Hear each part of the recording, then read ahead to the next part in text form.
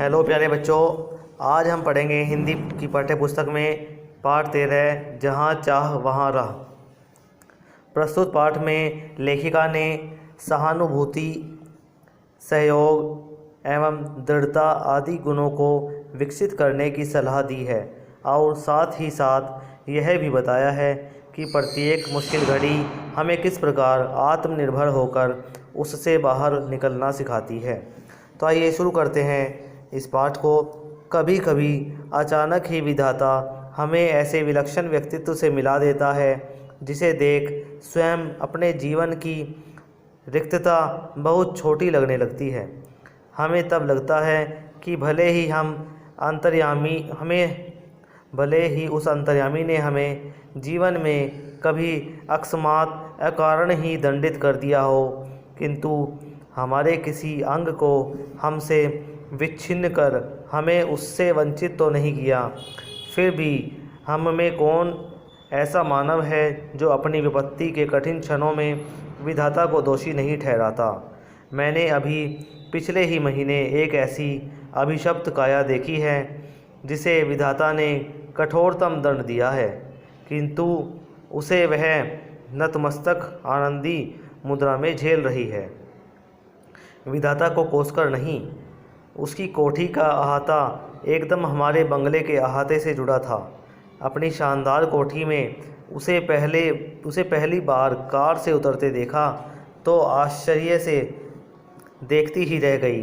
Car का दरवाज़ा खुला, एक प्रौढ़ा ने उतरकर पिछली सीट से एक व्हील चेयर निकालकर सामने रख दी और भीतर चली गई। दूसरे ही क्षण धीरे धीरे बिना किसी सहारे के कार से एक युवती ने अपने निर्जीव निचले धड़ को बड़ी दक्षता से नीचे उतारा, फिर बैसाखी से ही व्हील चेयर तक पहुंच उसमें बैठ गई और बड़ी तटस्थता से उसे स्वयं चलाती कोठी के भीतर चली गई। मैं फिर नित्य समय पर उसका यह विचित्र आवागमन देखती और आश्चर्यचकित रह जाती, ठीक जैसे कोई मशीन बटन खटखटाती अपने काम किए चली जा रही हो। धीरे धीरे मेरा उससे परिचय हुआ। कहानी सुनी तो दंग रह गई। नियति के प्रत्येक कठोर आघात को अति अमानवीय धैर्य एवं साहस से झेलती वह बित्ते भर की लड़की मुझे किसी देवांगना से कम नहीं लगी। मैं चाहती हूँ कि मेरी पंक्तियों को उदास आँखों वाला वह गोरा उजले वस्त्रों से सज्जित लखनऊ का मेधावी युवक भी पढ़े, जिसे मैंने कुछ माह पूर्व अपनी बहन के यहाँ देखा था। वह आईएएस की परीक्षा देने इलाहाबाद गया। लौटते समय किसी स्टेशन पर चाय लेने उतरा कि गाड़ी चल पड़ी। चलती ट्रेन में हाथ के कुल्हड़ सहित चढ़ने के प्रयास में वह गिरा और पहिए के नीचे उसका हाथ पड़ गया। प्राण तो बच गए पर दायां हाथ चला गया। उसी विच्छिन्न भुजा के साथ साथ धीरे धीरे वह मानसिक संतुलन भी खो बैठा। पहले दुख भुलाने के लिए नशे की गोलियां खाने लगा और अब नूर मंजिल की शरण ली है। केवल एक हाथ खोकर ही उसने हथियार डाल दिए। इधर चंद्रा, जिसका निचला धड़ है निष्प्राण मांसपिंड मात्र, सदा उत्फुल्ल है। चेहरे पर विषाद की एक रेखा भी नहीं। बुद्धि दीप्त आँखों में अदम्य उत्साह, प्रतिफल प्रतिक्षण, भरपूर उत्कट जिजीविषा और फिर कैसी कैसी महत्वाकांक्षाएँ। मैडम, आप लखनऊ जाते ही क्या मुझे ड्रग रिसर्च इंस्टीट्यूट से पूछकर यह बताएंगी कि क्या वहाँ आने पर मेरे विषय माइक्रोबायोलॉजी से संबंधित कुछ सामग्री मिल सकेगी?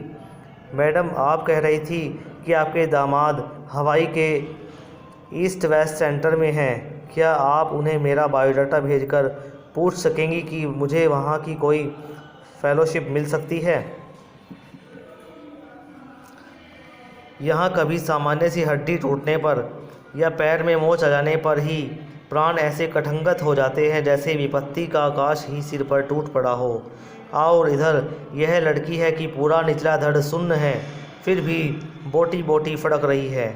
आजकल वह आईआईटी मद्रास में काम कर रही है, जन्म के 18वें महीने में ही जिसकी गर्दन के नीचे का पूरा शरीर पोलियो ने निर्जीव कर दिया हो, उसने किस अद्भुत साहस से नियति को अंगूठा दिखा अपनी थीसिस पर डॉक्टरेट ली होगी।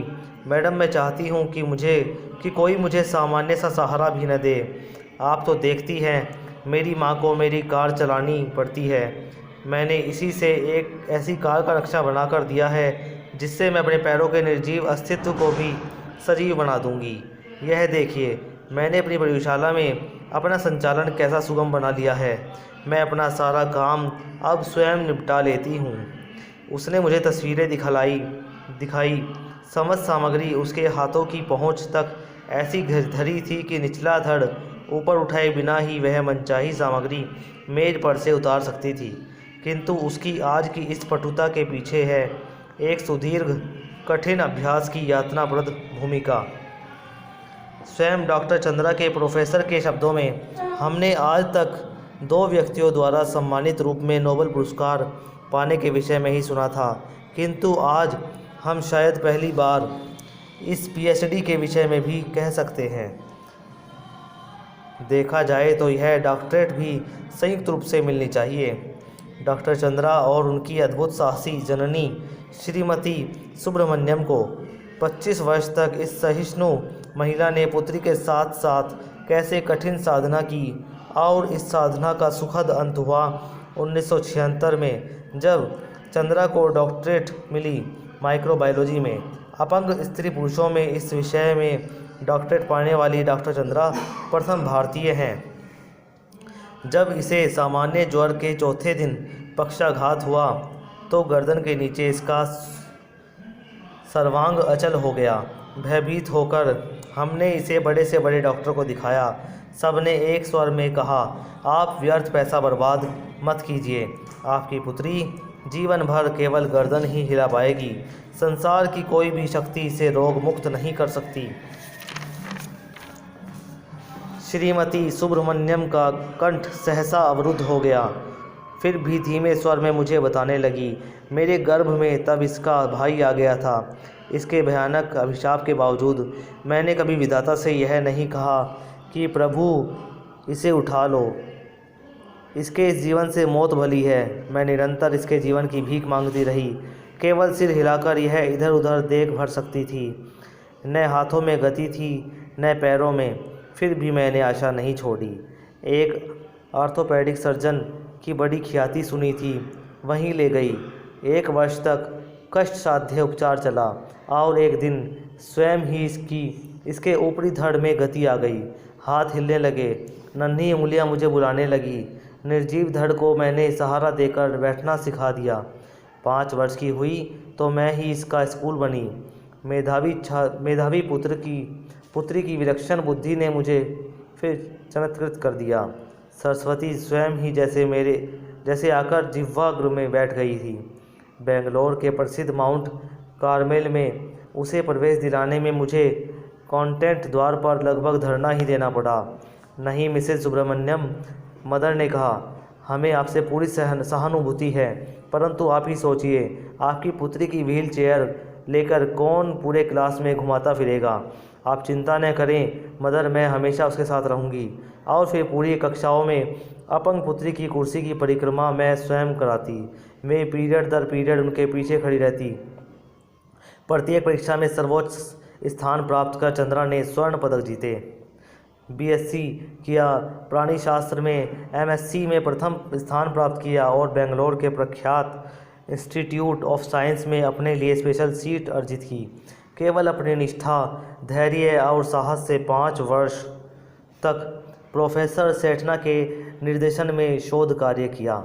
इसी बीच माता पिता ने पेंसिल्वेनिया से व्हील चेयर मंगवा दी, जिसे डॉक्टर चंद्रा स्वयं चलाती हुई पूरी प्रयोगशाला में बड़ी सुगमता से घूम सकती थी।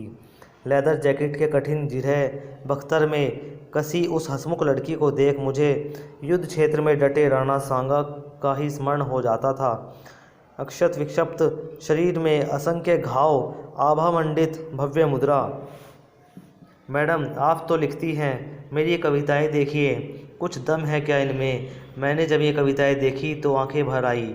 जो उदासी उसके चेहरे पर कभी नहीं आने पाई थी, वह अनजाने में उसकी कविता में छलक आई थी। फिर उसने अपनी कढ़ाई बुनाई के सुंदर नमूने दिखाए। लड़की के दोनों हाथ जैसे दोनों पैरों का भी काम करते हों, निरंतर मशीनी खटखट में चलते रहते हैं। जर्मन भाषा में माता पुत्री दोनों ने मैक्स मूलर भवन में विशेष योग्यता सहित परीक्षा उत्तीर्ण की। गर्ल गाइड में राष्ट्रपति का स्वर्ण कार्ड पाने वाली वह प्रथम अपंग बालिका थी। यही नहीं, भारतीय एवं पाश्चात्य संगीत दोनों में उसकी समान रुचि है। अपने एल्बम को अपनी निर्जीव टांगों पर रख वह मुझे अपने चित्र दिखाने लगी। पुरस्कार ग्रहण करती डॉक्टर चंद्रा, प्रधानमंत्री के साथ मुस्कुराती खड़ी डॉक्टर चंद्रा, प्रधानमंत्री को सलामी देती बालिका चंद्रा और व्हील चेयर में लेदर जैकेट में जकड़ी बैसाखियों का सहारा लेकर अपनी डॉक्टरेट ग्रहण करती डॉक्टर चंद्रा। मेरी बड़ी इच्छा थी कि मैं डॉक्टर बनूं। मैं अपंग डॉक्टर मेरी वर्गीज़ के सफल जीवन की कहानी पढ़ चुकी थी। परीक्षा में सर्वोच्च स्थान प्राप्त करने पर भी मुझे मेडिकल में प्रवेश नहीं मिला। कहा गया मेरा निचला धड़ निर्जीव है, मैं एक सफल शल्य चिकित्सक नहीं बन पाऊंगी। किंतु डॉक्टर चंद्रा के प्रोफेसर के शब्दों में मुझे यह कहने में रंच मात्र भी हिचकिचाहट नहीं होती कि डॉक्टर चंद्रा ने विज्ञान की प्रगति में महान योगदान दिया है। चिकित्सा ने जो खोया है वह विज्ञान ने पाया। चंद्रा के एल्बम के अंतिम पृष्ठ पर उसकी जननी का बड़ा सा चित्र, जिसमें वे JC बेंगलोर द्वारा प्रदत्त एक विशिष्ट पुरस्कार ग्रहण कर रही हैं, वीर जननी का पुरस्कार। धीरे धीरे बड़ी बड़ी उदास आंखें, जिनमें माँ की व्यथा भी है और पुत्री की भी, अपने सारे सुख त्याग कर नित्य छाया बनी पुत्री की पहिया लगी कुर्सी के पीछे चक्र सी घूमती जननी। नाक के दोनों ओर हीरे की 2 जगमगाती लौंगे, अधरों पर विजय का उल्लास, जूड़े में पुष्पवेणी। मेरे कानों में उस अद्भुत साहसी जननी शारदा सुब्रमण्यम के शब्द अभी भी गूंज रहे हैं। ईश्वर सब द्वार एक साथ बंद नहीं करता, यदि एक द्वार बंद करता भी है तो दूसरे द्वार अवश्य खोल देता है, दूसरे द्वार खोल भी देता है। तो देखिए कितना अच्छा पाठ था ये, इसमें कितनी अच्छी अच्छी बातें हमें देखने को मिली हैं और एक सीख भी मिली है कि अगर हमारे साथ कभी कुछ गलत भी हो जाए तो हमें निराश नहीं होना चाहिए। किसने सही कहा है, अगर ईश्वर एक द्वार बंद करता है तो दूसरा द्वार अवश्य खोलता है।